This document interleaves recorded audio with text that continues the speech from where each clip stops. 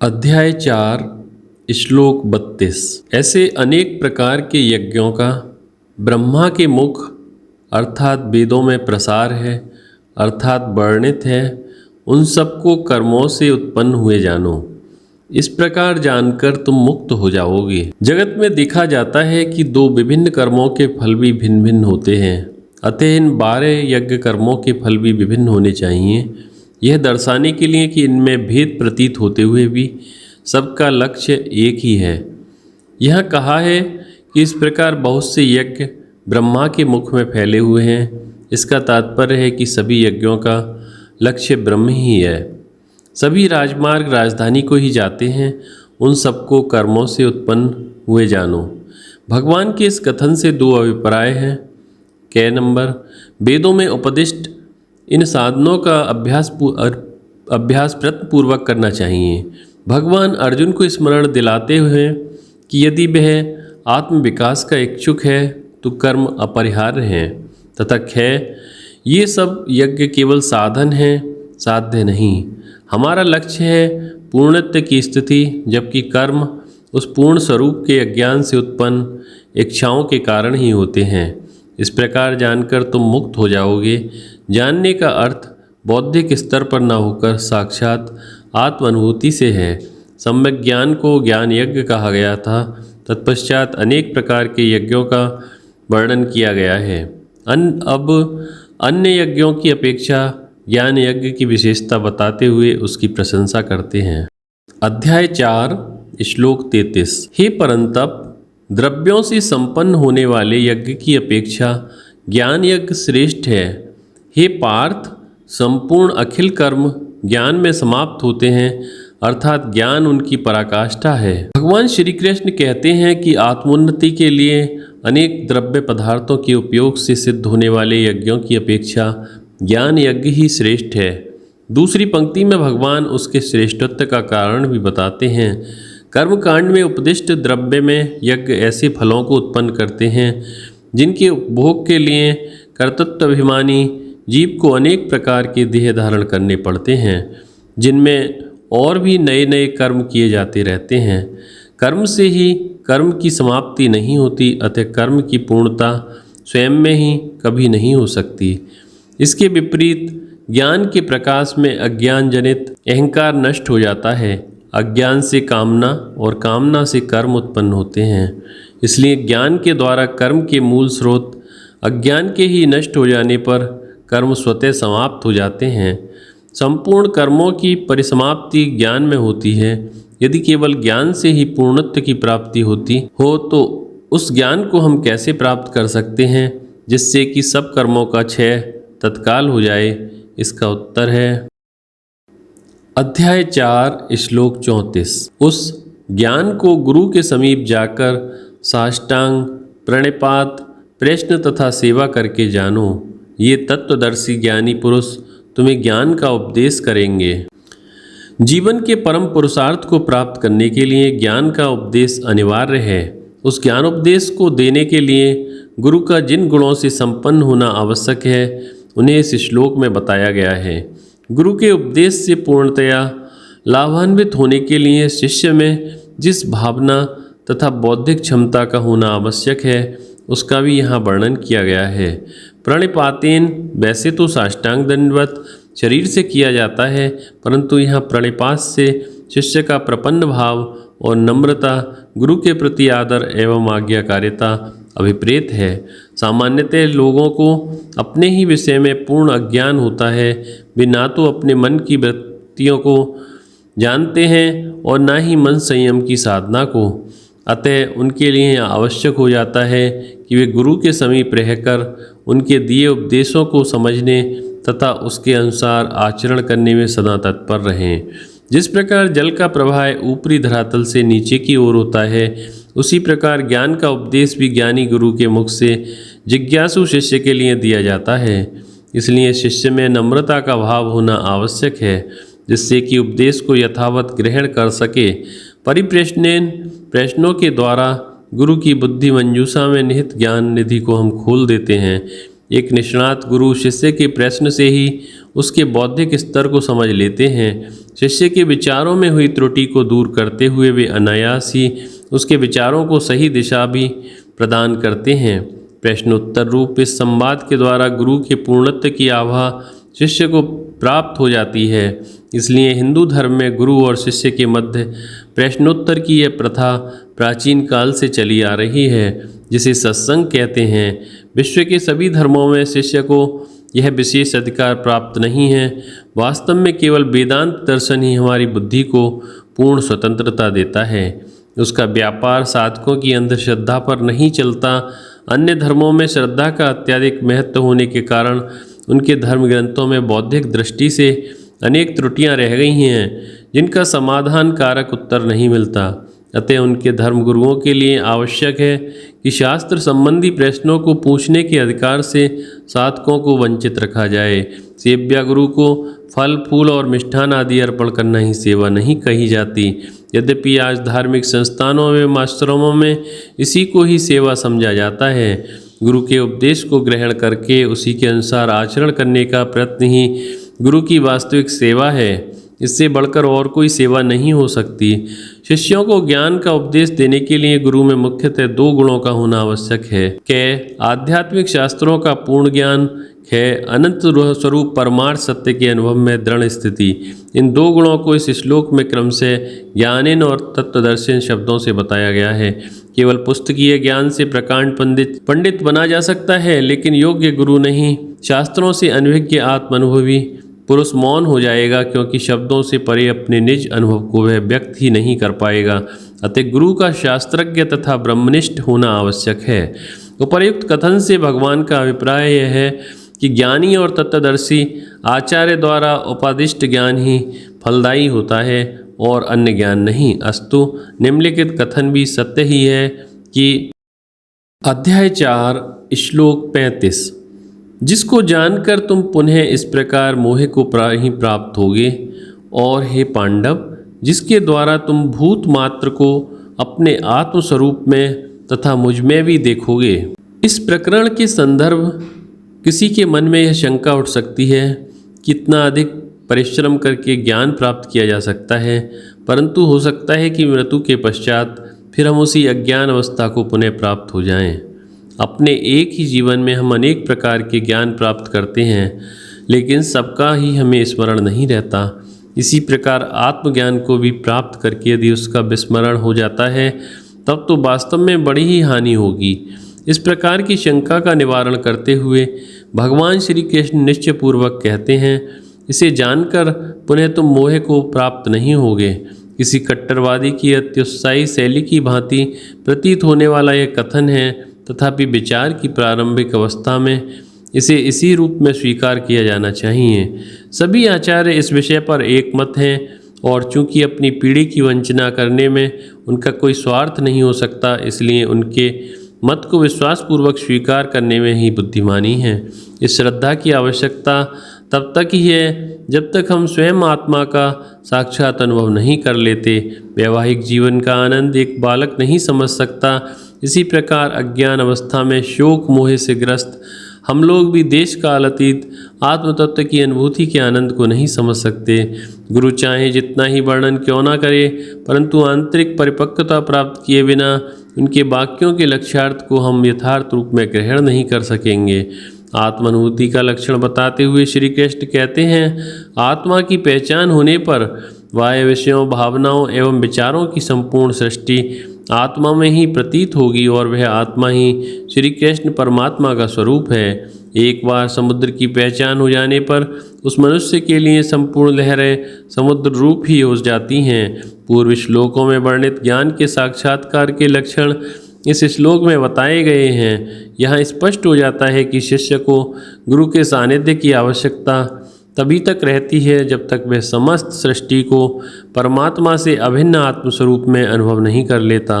इस ज्ञान का महात्म्य देखिए कि अध्याय 4 श्लोक 36, यदि तुम सब पापियों से भी अधिक पाप करने वाले हो तो भी ज्ञान रूपी नौका द्वारा निश्चय ही संपूर्ण पापों का तुम संतरण कर जाओगे। यद्यपि भगवान श्री कृष्ण ने अर्जुन को आत्म साक्षात्कार का आश्वासन दिया था, किंतु वह अनुभव इतना भव्य और उच्च कोटि का था कि अर्जुन को स्वयं पर विश्वास नहीं हो रहा था।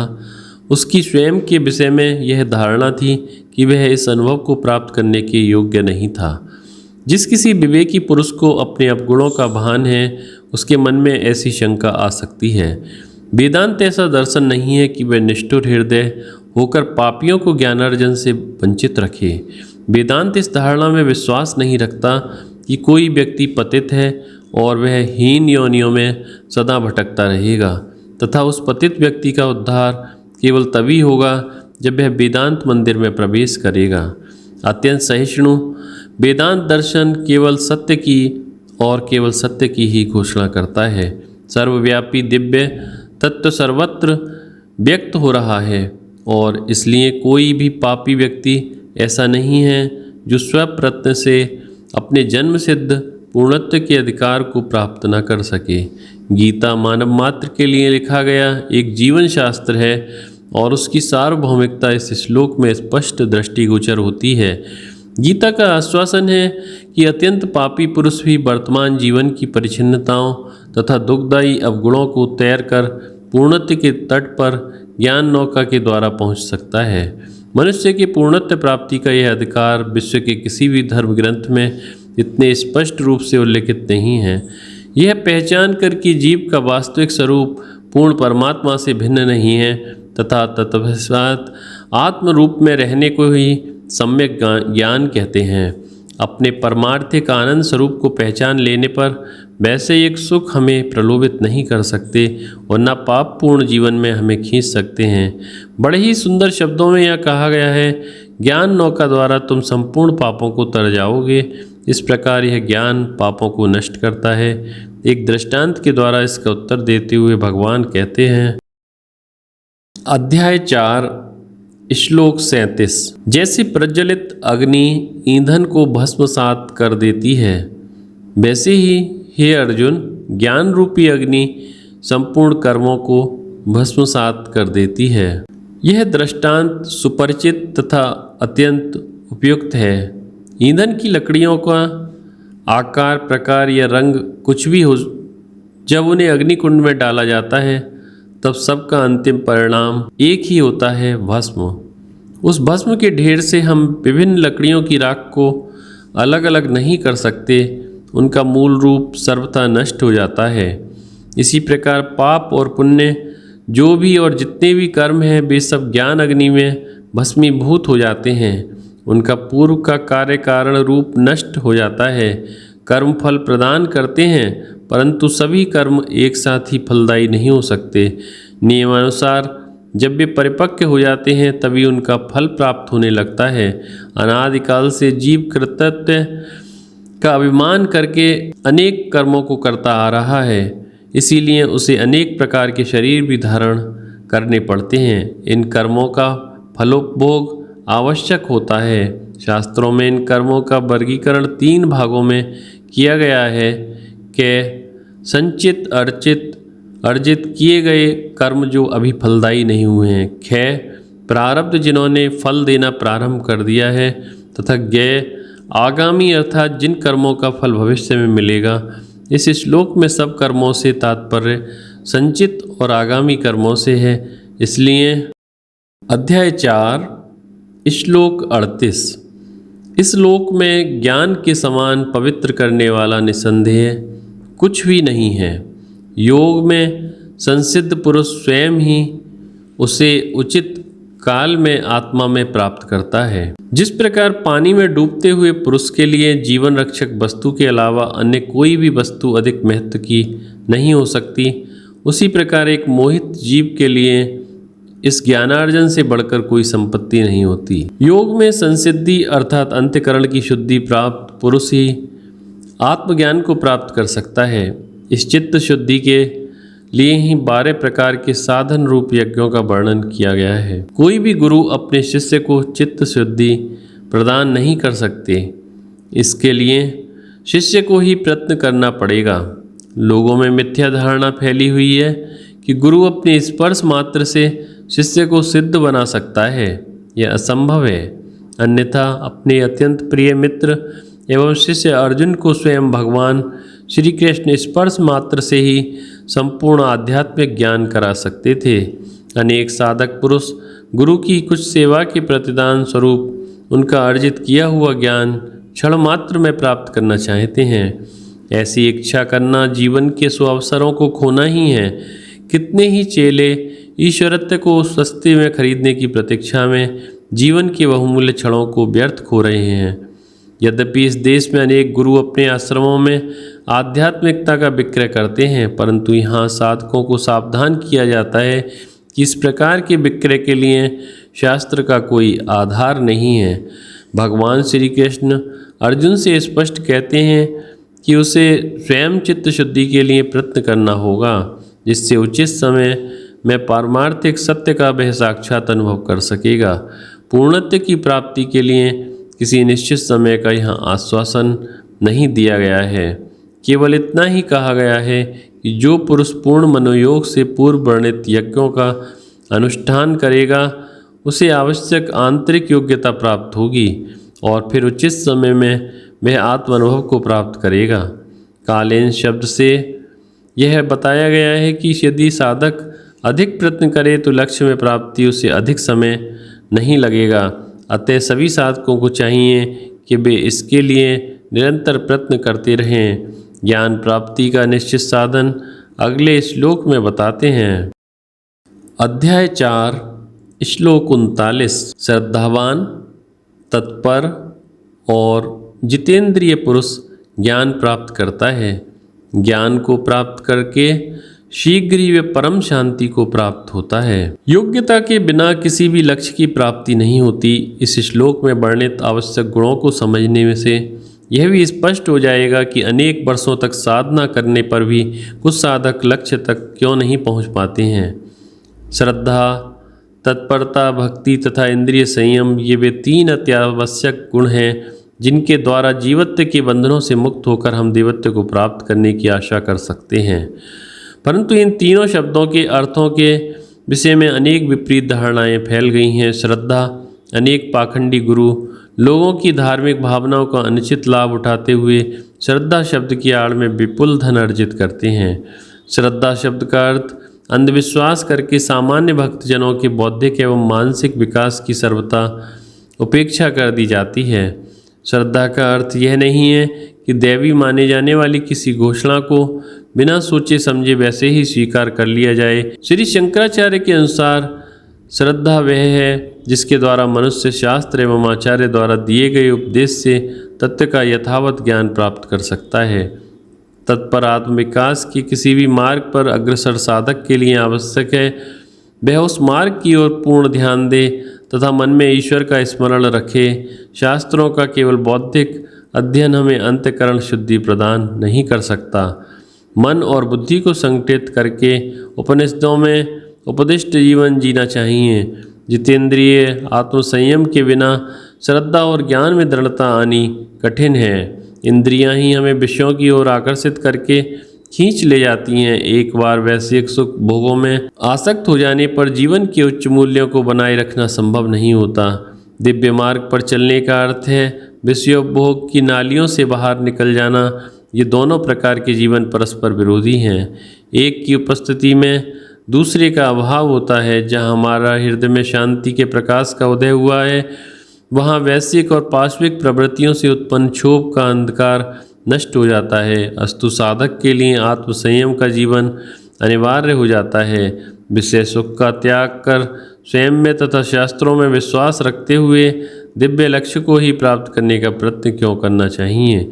साधना की प्रारंभिक अवस्था में साधक बुद्धि के स्तर पर ही रहता है और बुद्धि का कार्य प्रत्येक वस्तु के कारण की खोज करना है। स्वाभाविक है कि विचारशील पुरुष के मन में प्रश्न उठेगा कि आखिर विषय सुख के त्याग का फल क्या होगा। दूसरी पंक्ति में इसका उत्तर दिया गया है। उपनिषदों के मंत्र दृष्टा ऋषियों का यह निश्चयात्मक आश्वासन है कि श्रद्धावान, तत्पर और जितेंद्रिय पुरुष आत्मज्ञान को प्राप्त करता है। यहाँ भगवान कहते हैं कि इस ज्ञान का फल है परम शांति। पूर्व श्लोक के समान यहाँ भी इस शांति को प्राप्त करने का निश्चित समय नहीं बताया गया, क्योंकि वह साधक के प्रयत्न पर निर्भर करता है। परंतु यह निश्चित है कि ज्ञान को प्राप्त कर शीघ्र ही वे परम शांति को प्राप्त होता है।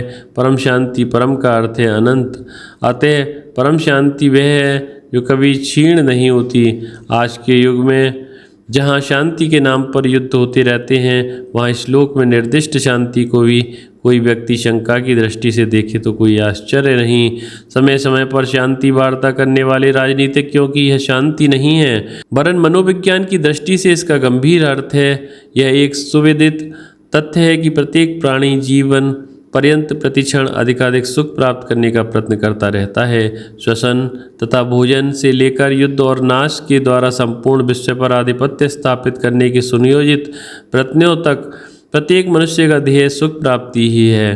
केवल मनुष्य ही नहीं बल्कि पशु एवं वनस्पति भी इसी के लिए कार्यरत रहते हैं। इसका अर्थ यह हुआ कि सुख की प्राप्ति की आंतरिक प्रेरणा के बिना कोई भी कर्म संभव नहीं हो सकता।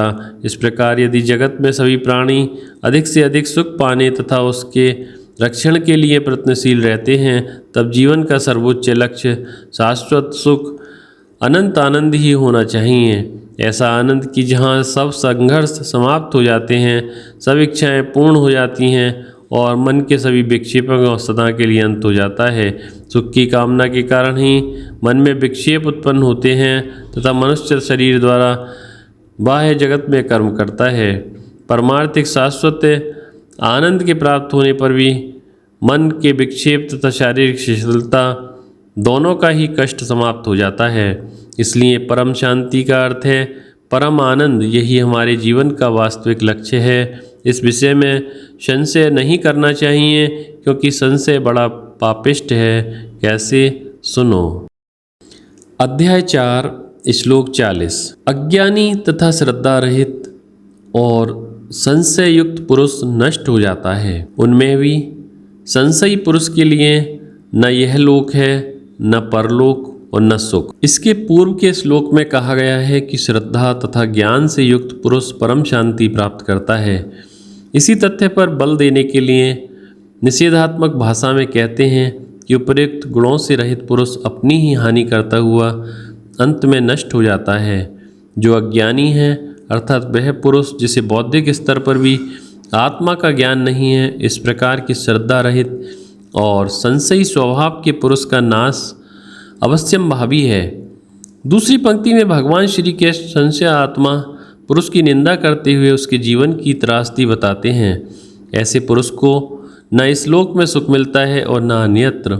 इसका अभिप्राय यह हुआ कि अज्ञानी तथा श्रद्धालु पुरुष कुछ मात्रा में तो इस लोक का सुख प्राप्त कर सकते हैं, परंतु संशयी स्वभाव के व्यक्ति के भाग्य में वह भी नहीं लिखा होता। ऐसे पुरुष मानसिक रूप से किसी भी परिस्थिति का आनंद लेने में सर्वथा असमर्थ हो जाते हैं, क्योंकि संशय की प्रवृत्ति प्रत्येक अनुभव में विष घोल देती है।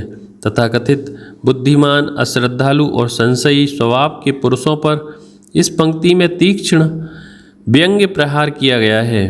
अतः इस विषय में संशय नहीं करना चाहिए कि भगवान आगे कहते हैं। अध्याय 4 श्लोक 41। जिसने योग द्वारा कर्मों का संन्यास किया है, ज्ञान द्वारा जिसके संशय नष्ट हो गए हैं, ऐसे आत्मवान पुरुष को हे धनंजय कर्म नहीं बांधते हैं। इस अध्याय में विस्तार पूर्वक बताई हुई जीवन जीने की कला को इस श्लोक में अत्यंत सुंदर प्रकार से संक्षेप में बताया गया है। कर्म संन्यास से तात्पर्य फलासक्ति के त्याग से है।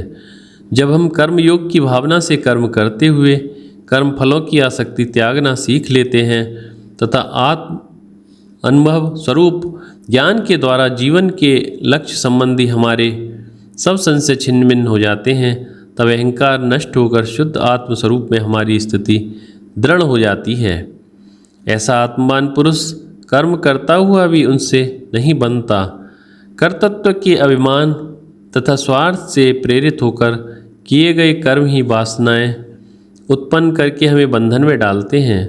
कर्मयोग की भावना से निरअहंकार होकर कर्म करने पर बंधन नहीं हो सकता। स्वप्न में स्वप्न की पत्नी की हत्या करने पर स्वप्निक दंड तो भोगना पड़ सकता है, परंतु स्वप्न दृष्टा के जागने पर जागृत अवस्था में उसे कोई दंड नहीं दे सकता, क्योंकि स्वप्न के साथ साथ स्वप्न दृष्टा भी नष्ट हो जाता है। जागृत पुरुष को स्वप्न दृष्टा का किया कर्म नहीं बांध सकता। इसी प्रकार अहंकार पूर्वक किए गए कर्म अहंकार के लिए बंधन कारक हो सकते हैं, परंतु आत्मानुभूति में उसके ही नष्ट हो जाने पर आत्मा को वे कर्म कैसे बांध सकेंगे। जिसका अहंकार नष्ट हो चुका है उसी पुरुष को यहाँ आत्मवान कहा गया है। इस आत्मज्ञान का फल सर्वश्रेष्ठ है। इसलिए श्री कृष्ण अर्जुन को उपदेश देते हैं कि अध्याय 4 श्लोक 42, इसलिए अपने हृदय में स्थित अज्ञान से उत्पन्न आत्म विषयक संशय को ज्ञान खड्ग से काटकर हे भारत योग का आश्रय लेकर खड़े हो जाओ। इस अंतिम श्लोक में श्री कृष्ण द्वारा दी गई सम्मति संक्षिप्त होते हुए भी प्रेमाग्रहपूर्ण है। यह श्लोक अर्जुन के प्रति उनकी स्नेह भावना से झंकृत हो रहा है। हिमालय की गिरिकंदराओं के शांत और एकांत वातावरण में दिए गए ऋषियों के उपदेश को यहाँ श्री कृष्ण अपने योद्धा मित्र अर्जुन को युद्ध की भाषा में ही समझाते हैं। हृदय में स्थित अज्ञान से उत्पन्न आत्मविषयक संशय को ज्ञान की तलवार द्वारा छिन्न भिन्न करने के लिए वे अर्जुन को प्रोत्साहित करते हैं। यहाँ संशय को हृदय में स्थित कहा गया है। आज के शिक्षित पुरुष को यह कुछ विचित्र जान पड़ेगा, क्योंकि संशय बुद्धि से उत्पन्न होता है, हृदय से नहीं। वेदांत की धारणा के अनुसार बुद्धि का निवास स्थान हृदय है, परंतु स्थूल शरीर का अंगरूप हृदय यहाँ विपरीत नहीं है। दर्शन शास्त्र में हृदय शब्द का मनोवैज्ञानिक अर्थ में साहित्यिक प्रयोग किया जाता है। प्रेम, सहानुभूति तथा इसी प्रकार की मनुष्य की श्रेष्ठ एवं आदर्श भावनाओं का स्रोत हृदय ही है। इस प्रेम से परिपूर्ण हृदय से जो बुद्धि कार्य करती है वही वास्तव में दर्शन शास्त्र की दृष्टि से मनुष्य की बुद्धि मानी जा सकती है। इसीलिए जब यहाँ संशय को हृदय में स्थित कहा गया तब उसका तात्पर्य कुछ साधकों की विकृत बुद्धि से है, जिसके कारण वे आत्मदर्शन नहीं कर पाते। अनेक प्रकार के संशयों की आत्यंतिक निवृत्ति तभी संभव होगी जब साधक पुरुष आत्मा का साक्षात अनुभव कर लेगा। यह योग के अभ्यास द्वारा ही संभव है, परंतु योग का अर्थ कोई रहस्यमयी साधना नहीं जिसे कोई विरले गुरु गुप्त रूप से बताएंगे, और न ही वह ऐसी साधना है जिसका अभ्यास हिमालय की निर्जन गुफाओं में बैठकर करना पड़ेगा। योग संबंधित जो भी भय उत्पन्न करने वाली मिथ्या धारणाएं हैं, गीता में उन्हें सदा के लिए दूर करके उस शब्द को सुपरिचित और व्यवहारिक बना दिया गया है। जीवन के सभी कार्य क्षेत्रों में योग उपयोगी है। भगवान श्री कृष्ण के द्वारा इस अध्याय में जो 12 प्रकार के यज्ञ बताए गए हैं वे ही योग शब्द से लक्षित हैं। इस अध्याय की समाप्ति अर्जुन को उठने के आह्वान के साथ होती है। उत्तिष्ठ भारत। यद्यपि गीतोपदेश के संदर्भ में भारत शब्द अर्जुन को ही संबोधित करता है, तथापि अर्जुन के माध्यम से समस्त साधकों को यहाँ आह्वान किया गया है। यज्ञ साधना का आचरण करके हमको अधिकाधिक अंतःकरण शुद्धि प्राप्त करनी चाहिए, जिससे कि निधिध्यासन के द्वारा हम विकास के चरम लक्ष्य परम शांति को प्राप्त कर सकें। दोस्तों, इसी तरह की और वीडियोस के लिए आप हमारे YouTube चैनल SRH कहानियाँ सब्सक्राइब करें। वीडियो देखने के लिए बहुत बहुत धन्यवाद।